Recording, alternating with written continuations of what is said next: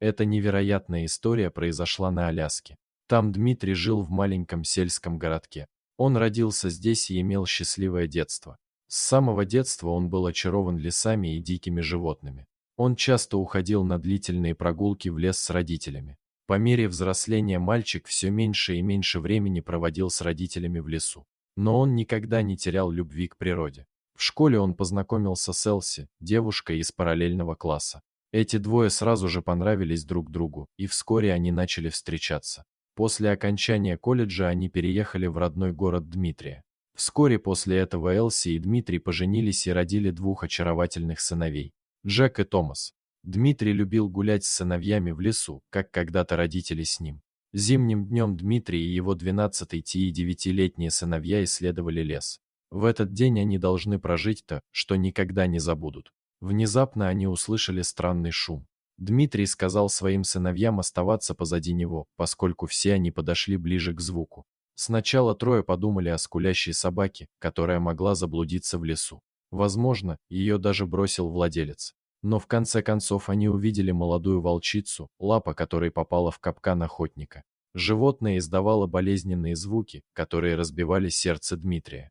Он осознавал опасность хищника, но не мог оставить волка на произвол судьбы. Мужчина подошел ближе, но остановился, когда она зарычала на него. Волк угрожающе оскалил зубы и дал понять незнакомцу: «Да сюда и не дальше». Дмитрий тихо сказал волку и подкрался ближе. В конце концов он оказался достаточно близко, чтобы погладить животное и заверить его, что он только пытается помочь. Волк перестал рычать и начал лизать руку Дмитрия. Он явно чувствовал, что этот человек не хотел причинить ему вреда. После того, как волк успокоился, Дмитрий присмотрелся к ловушке. К счастью, это оказалась простая модель, которая захлопывалась, когда на нее наступали. Но животное было явно ранено, и Дмитрий беспокоился, что у волка может быть сломана лапа. Когда Дмитрий сказал своим сыновьям уйти подальше, он сделал что-то довольно опасное. Он открыл ловушку. Однако, когда хищник оказался на свободе, он не сразу убежал, как мог ожидать человек. Вместо этого волк остался на месте, жалобно воя. Дмитрий очень волновался. Он знал, что не может оставить молодую волчицу на произвол судьбы. В таком состоянии животное вряд ли проживет несколько дней в дикой природе. Но что делать мужчине? Ведь это был дикий хищник. Тогда Дмитрий сделал нечто невероятное. Он подобрал волка. Томас и Джек были поражены тем, что делал их отец. Разве он не знал, что простым щелчком челюсти хищник может сделать с ним немыслимое? Несмотря на опасность, Дмитрий был полон решимости помочь ей. Удивительно, но волк в руках Дмитрия оставался довольно спокойным. После нескольких часов дороги Дмитрий, Томас, Джек и волк наконец вышли из леса. Дмитрий позаботился о том, чтобы его сыновья благополучно добрались до дома, прежде чем отправиться к ближайшему ветеринару. После стольких часов ношения тяжелого животного Дмитрий был рад, наконец, положить его в кабинет ветеринара. Он был поражен тем, что принес ему этот человек. Сначала он не решался лечить волка, но Дмитрий настоял на том, чтобы врач посмотрел на лапу животного. Затем он внимательно осмотрел волчицу, пока Дмитрий говорил ей нежные слова. В конце концов ветеринар сказал, что лапа была в синяках, но не сломана. Однако, волчица голодала и нуждалась в месте, где она могла бы безопасно восстановиться. Дмитрий решил взять волка домой. Он положил старый матрац и несколько одеял в свой гараж и накормил волка. На следующий день животному стало лучше.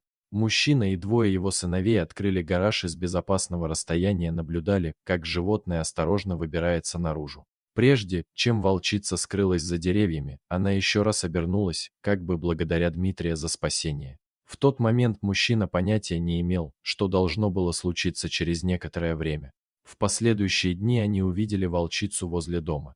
Она как будто еще не хотела уходить, но Дмитрий не знал почему. Однажды волк пропал, что обеспокоило Томаса и Джека. Поскольку их отец был на работе, они знали, что в лес нельзя ходить в одиночку. Но они беспокоились, что с волком что-то случилось. Итак, два мальчика рискнули выйти из дома в одиночестве. Пройдя некоторое время, Томас и Джек обнаружили, что волка не видно. Но потом случилось это. Они поняли, что заблудились. Боясь остаться в одиночестве посреди леса, дети бродили по округе, пытаясь найти дорогу домой. Но по мере того, как солнце опускалось в небо и приближалась ночь, дела у двоих шли не очень хорошо. Испугавшись, Томас и Джек сели на бревно и прижались друг к другу, чтобы согреться. Когда они уже почти потеряли надежду, случилось нечто неожиданное. Джек заметил, что из-за деревьев на него смотрят два ярких глаза. Что это было? Было ли это опасно? Все эти вопросы пронеслись в голове мальчика. Но в этот момент глаза приблизились, и Джек увидел молодого волка, которого спас Дмитрий. Джек осторожно подозвал животное поближе и дал ей обнюхать свою руку. Когда волчица точно узнала, кто это такие, она начала слегка вилять хвостом. Она лизнула руки Джека и легонько потолкнула его и Томаса. Как только волчица привлекла внимание ребят, она сразу же побежала назад, то и дело останавливаясь, чтобы убедиться, что двое детей следуют за ней. Примерно через 30 минут Томас и Джек увидели свет и услышали, как мать и отец зовут их. Счастливые быть дома, эти двое бросились в объятия своих родителей. Дмитрий посмотрел на линию деревьев и увидел волка, наблюдающего за воссоединением семьи. Мужчина не мог в это поверить. Волчица спасла его сыновей и привела их домой.